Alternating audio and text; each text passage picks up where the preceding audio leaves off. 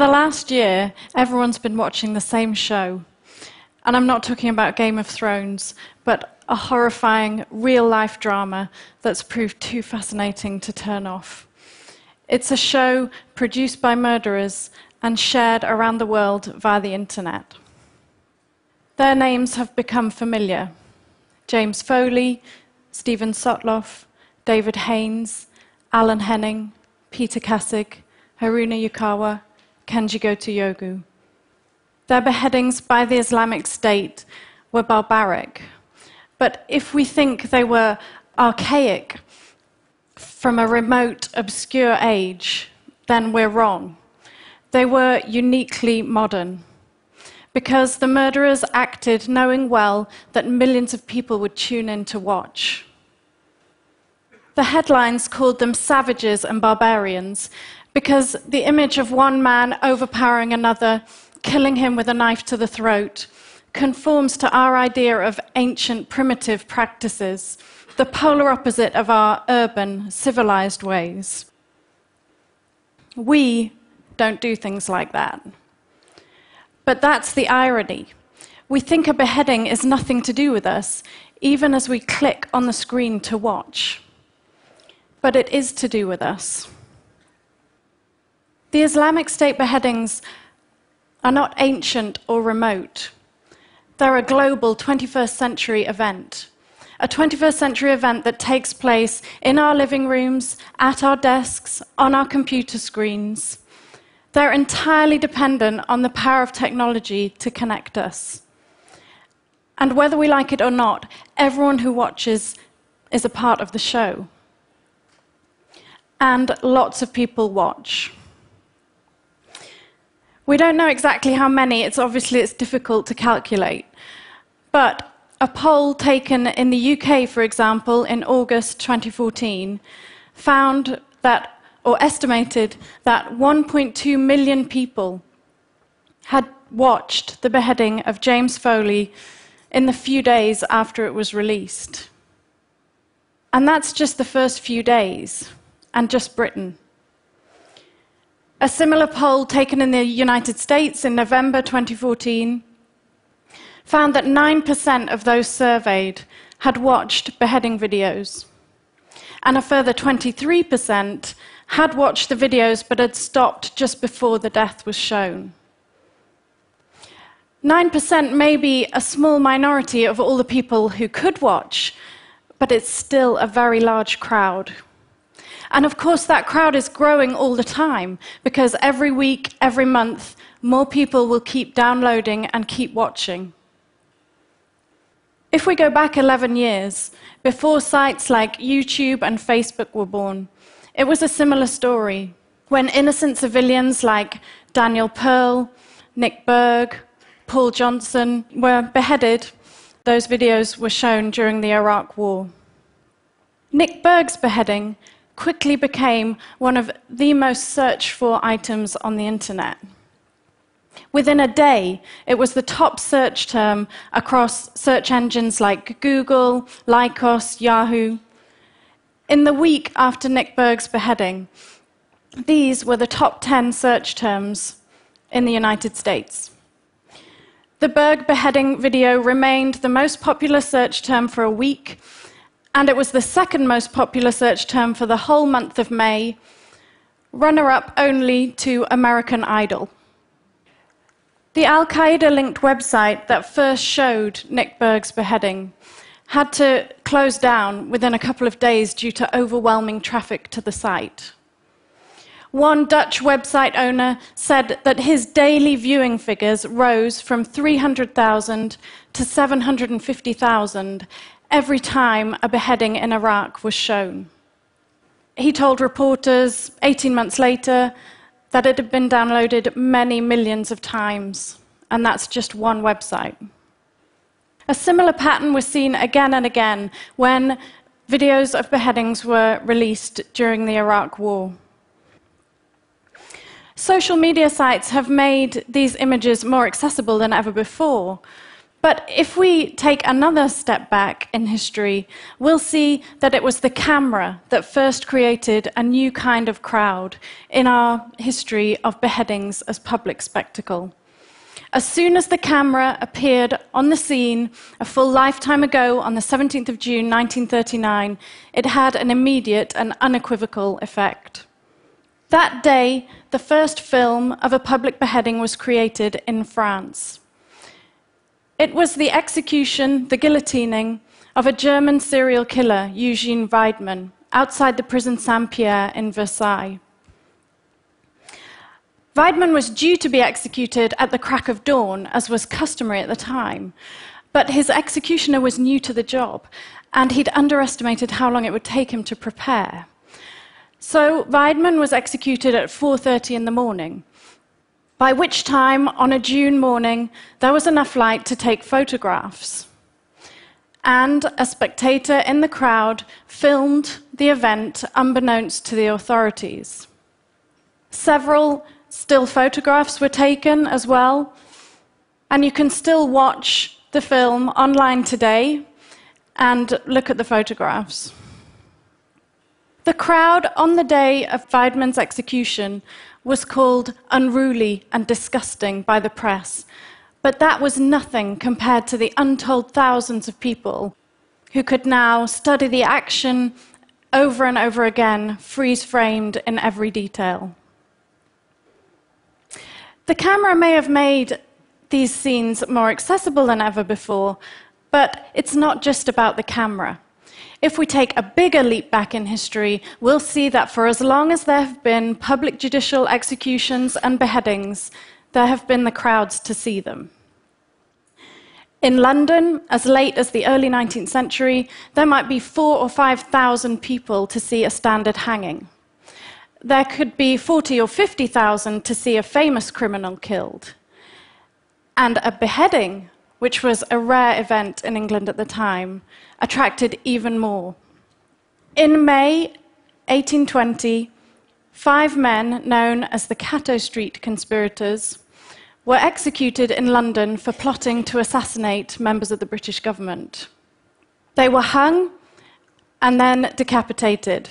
It was a gruesome scene. Each man's head was hacked off in turn and held up to the crowd. And 100,000 people, that's 10,000 more than can fit into Wembley Stadium, had turned out to watch. The streets were packed. People had rented out windows and rooftops. People had climbed onto carts and wagons in the street. People climbed lampposts. People had been known to have died in the crush on popular execution days. Evidence suggests that throughout our history of public beheadings and public executions, the vast majority of the people who come to see are either enthusiastic or at best unmoved. Disgust has been comparatively rare, and even when people are disgusted and are horrified, it doesn't always stop them from coming out all the same to watch. Perhaps the most striking example of the human ability to watch a beheading and remain unmoved, and even be disappointed, was the introduction in France in 1792 of the guillotine, that famous decapitation machine. To us, in the 21st century, the guillotine may seem like a monstrous contraption, but to the first crowds who saw it, it was actually a disappointment. They were used to seeing long, drawn-out, tortuous executions on the scaffold, where people were mutilated and burned and pulled apart slowly. To them, watching the guillotine in action, it was so quick, there was nothing to see. The blade fell, the head fell into a basket, out of sight immediately, and they called out, "Give me back my gallows, give me back my wooden gallows." The end of tortuous public judicial executions in Europe and America was partly to do with being more humane towards the criminal. But it was also partly because the crowd obstinately refused to behave in the way that they should. All too often, execution day was more like a carnival than a solemn ceremony. Today, a public judicial execution in Europe or America is unthinkable. But there are other scenarios that should make us cautious about thinking that things are different now and we don't behave like that anymore. Take, for example, the incidence of suicide baiting. This is when a crowd gathers to watch a person who has climbed to the top of a public building in order to kill themselves. And people in the crowd shout and jeer, "Get on with it, go on and jump." This is a well-recognized phenomenon. One paper in 1981 found that in 10 out of 21 threatened suicide attempts, there was incidents of suicide baiting and jeering from a crowd. And there have been incidents reported in the press this year. This was a very widely reported incident in Telford in Shropshire in March this year. And when it happens today, people take photographs and they take videos on their phones and they post those videos online. When it comes to brutal murderers who post their beheading videos, the internet has created a new kind of crowd. Today, the action takes place in a distant time and place, which gives the viewer a sense of detachment from what's happening, a sense of separation. It's nothing to do with me. It's already happened. We are also offered an unprecedented sense of intimacy. Today, we're all offered front row seats. We can all watch in private, in our own time and space, and no one need ever know that we've clicked on the screen to watch. This sense of separation from other people, from the event itself, seems to be key to understanding our ability to watch. And there are several ways in which the internet creates a sense of detachment that seems to erode individual moral responsibility. Our activities online are often contrasted with real life, as though the things we do online are somehow less real. We feel less accountable for our actions when we interact online. There's a sense of anonymity, a sense of invisibility, so we feel less accountable for our behavior. The internet also makes it far easier to stumble upon things inadvertently, things that we would usually avoid in everyday life. Today, a video can start playing before you even know what you're watching. Or you may be tempted to look at material that you wouldn't look at in everyday life, or you wouldn't look at if you were with other people at the time. And when the action is pre-recorded and takes place in a distant time and space, watching seems like a passive activity. There's nothing I can do about it now, it's already happened.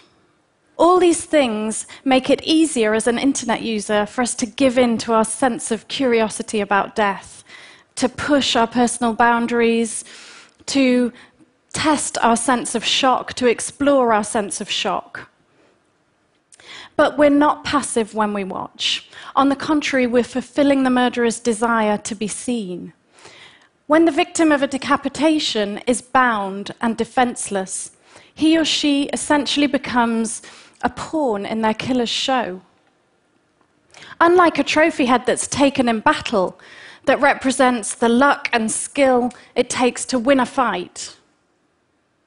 When a beheading is staged, when it's essentially a piece of theatre, the power comes from the reception the killer receives as he performs. In other words, watching is very much part of the event. The event no longer takes place in a single location at a certain point in time, as it used to, and as it may still appear to. Now the event is stretched out in time and place, and everyone who watches plays their part. We should stop watching, but we know we won't. History tells us we won't, and the killers know it too.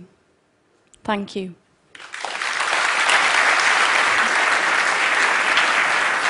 Thank you. Let me get that back. Thank you. Thank you. Let's just move here. While they install for the next performance, I want to ask you the question that probably many people here have, which is, how did you get interested in this topic? I used to work at a museum called the Pitt Rivers Museum in Oxford, which was famous for its display of shrunken heads from South America. People used to say, oh, the Shrunken Head Museum, the Shrunken Head Museum. And at the time I was working on the history of scientific collections of skulls. I was working on the cranial collections. And it just struck me as ironic that here were people coming to see this gory, primitive, savage culture that they were almost fantasizing about and creating, without really understanding what they were seeing. And all the while, these vast, I mean, hundreds of thousands of skulls in our museums all across Europe and the States were kind of upholding this Enlightenment pursuit of scientific rationality. So I wanted to kind of twist it round and say, let's look at us. We're looking through the glass case at these shrunken heads. Let's look at our own history and our own cultural, fascination with these things. Frances, thank you for sharing that. Thank you. Thank you very much.